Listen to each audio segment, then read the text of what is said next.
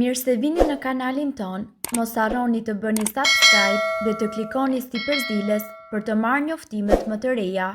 Faleminderit!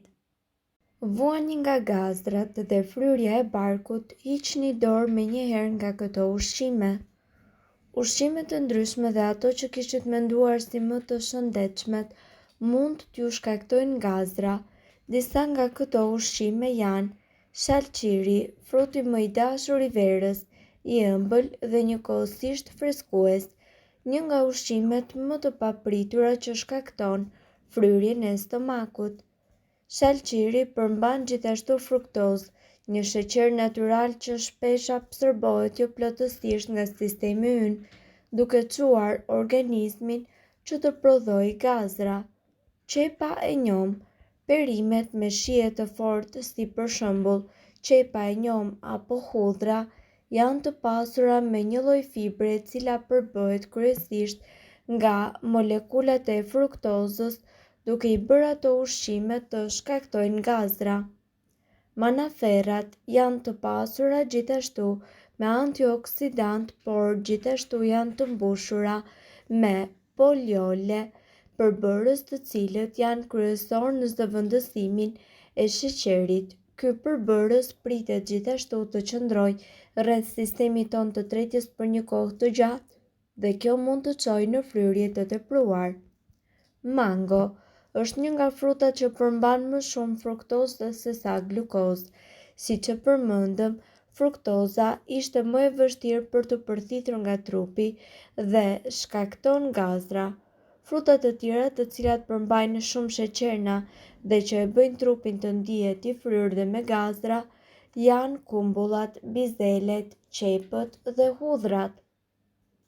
Bëni kujdes me trupin tuaj, sepse jo gjithmonë një pjesë të perimeve janë plotësisht të shëndetshme, kanë edhe ato pjesët negative. Ndonse është një proces mëse normal dhe një tregues i mirëqenies tonë, shumë persona përpiqen që të parandalojnë gazrat duke i mbajtur. Lëshimi i gazrave nga trupi është rezultat i mirë funksionimit të sistemit tretës dhe, sipas mjekëve, është mëse normale të lëshoni 5 deri në 10 gazra çdo ditë. Ushqime të caktuara ndikojnë në gazrat e stomakut dhe ndërto përmendim karbohidratet komplekse siç janë fasulet, patatet e ëmbla, tërshëra dhe gruri. Kur të mësoni se përse nuk duhet t'i mbani, me siguri do ta kuptoni se çfarë shkaktojnë ato. Redukton fryrjen e barkut. Shkaku më i zakonshëm i fryrjes është rritja e gazit në zor. Lëshimi i tyre do t'ju bëjë ju që të ndiheni më mirë. Mund të lehtësojë dhimbjet e barkut. Sigurisht që nuk është e përshtatshme të lëshoni gazra në çdo situatë, por nëse për një kohë të gjatë jeni sforcuar duke i mbajtur, ju do të ndjeni dhimbje barku. Mbajtja e gazrave gjithashtu sjell probleme me zorrën e trashë dhe nga ana tjetër, mbetjet e gazit mund të përkeqësojnë hemoroidet. Gazrat gjithashtu mund të na japin informacione të rëndësishme për shëndetin. Në rast se vuani nga ndonjë sëmundje kushtojnë një rëndësi gazrave të trupit, a janë të shpeshta, a keni dhimbje. Këto informacione mund të jenë tepër të vlefshme për njeriu dhe e sigurt që doktori do t'ju a bëjë këtë pyetje dhe më pas mund të jetë më e lehtë për të diagnostikuar problemin tuaj. Gjithashtu mund të dalloni edhe alergjitë ushqimore. Disa alergji të ushqimit na bëjnë që të kemi fryrje të barkut dhe kjo sigurisht ka të bëjë me intolerancën e laktozës, sipas Medical News Today. Nëse keni një rritje të ndjeshme të gazrave pas konsumimit të disa ushqimeve ose pijeve të caktuara, me patjetër ju duhet që të konsultoni me mjekun tuaj për të parë se cilat janë ushqimet që po ju shkaktojnë intolerancë. Funksionimi normal i sistemit tretës është gjithashtu një nga parakushtet për shëndetin e përgjithshëm dhe është një faktor kyç për funksionimin e organizmit në tërësi. Kjo është edhe arsyeja pse është e rëndësishme t'i kushtoni vëmendje tretjes. Gjërësisht, një jetë e shpejtë duke përfshirë një dietë të tillë, siguroj që problemet me jashtëshitje të bëheshin një nga problemet më kryesore të një numri të madh njerëzish dhe një simptom e epokës moderne. Ne do t'ju sjellim këto 3 ndihmës, të cilët do të ndihmojnë në fillim edhe më të tretjes më kokfort. Ujë i ngrohtë me limon. Shtrydhni një limon të plotë me një gotë me ujë të vakët dhe pijeni. Ju gjithashtu mund ta konsumoni këtë pije si një masë parandaluese për të parandaluar kështu dispepsi. Vaj ulliri dhe limon. Gëlltisni një lugë vaj ulliri opsionalisht me lëng limoni natyral. Ky ilaç shtëpiak është një fillim i mbar për tretjen më të mirë, sidomos nëse konsumohet në mëngjes ose disa orë pas një vakti. Sodë buke dhe ujë të vakët. Përzieni gjysmë luge të sodës së bukës në një gotë me ujë të vakët. Ky ushqim është i njohur prej brezash si një aleat i tretjes së dobët, por është e rëndësishme të theksohet se duhet të përdorni vetëm sodë buke farmaceutike pa alumin, të cilin ju mund ta blini në farmaci. Kjo recetë nuk rekomandohet për ata të cilët vuajnë nga ulçera në stomak. Këto këshilla gjithashtu janë të mirëseardhura kur tretja është aq e ngadaltë sa ka nevojë për ndihmë sa më shpejt që të jetë i mundur.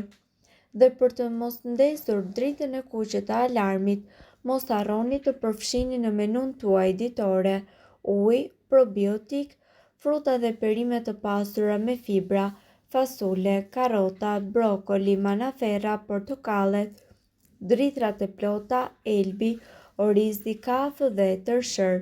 Dhe mos harroni të lëvizni edhe nëse është vetëm një shëtitje 10 minuta nëpër lagje.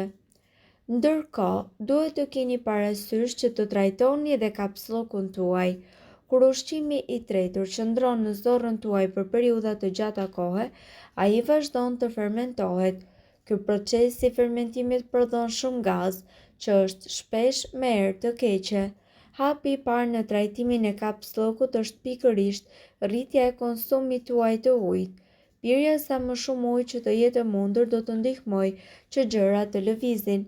Së dyti, rrisni konsumimin e fibrave tuaja me fruta dhe perime ose një shtesë fibër dhe gjithashtu keni parasysh që të provoni probiotik. Trakti juaj tretës është plot me baktere të rëndësishme dhe të shëndetshme të cilat ju ndihmojnë në tretjen e ushqimit. Disa baktere të shëndetshme mund të tretin gazin e hidrogjenit që bakteret e tjerë prodhojnë gjatë tretjes. Probiotikët janë shtesa dietike që përmbajnë këto baktere të mira. Shumë njerëz i marrin ato për të zvogëluar simptomat e shqetësimit të tretjes ose për të trajtuar kushtet kronike si sindroma e zorrës së irrituar. Ndërkohë, nga ana tjetër, shmangni sodën, birrën dhe pijet e tjera të gazuara. Fuskat e ajrit që gjenden në pijet e gazuara janë famkeqe për aftësinë e tyre për të prodhuar gazra, por një pjesë e këtij ajri do e bëjë rrugën e tij përmes traktit tretës dhe do të dalë nga trupi përmes rektumit. Provoni që të zëvendësoni pijet e gazuara me ujë, çaj, verë ose lëng pa sheqer. Mirë po duhet të dini, informacionet në këtë video kanë për qëllim të plotësojnë dhe të mos zëvendësojnë këshillat e mjekut tuaj dhe nuk kanë për qëllim të mbulojnë të gjitha përdorimet e mundshme, masat paraprake, ndërveprimet ose efektet negative. Informacionet në këtë video mund të mos t'i përshtaten rrethanave tuaja shëndetësore, prandaj para përdorimit konsultohuni me mjekun tuaj. Nëse doni të dëgjoni videot tona që ne postojmë çdo ditë, kliko subscribe. Ju ftojmë gjithashtu të bëni like në videot tona nëse i keni dëgjuar dhe pëlqyer ato. Faleminderit që e pat videon ton. Shpërndajeni këtë video në profilin tuaj në mënyrë që të informohen edhe shokët tuaj. Faleminderit.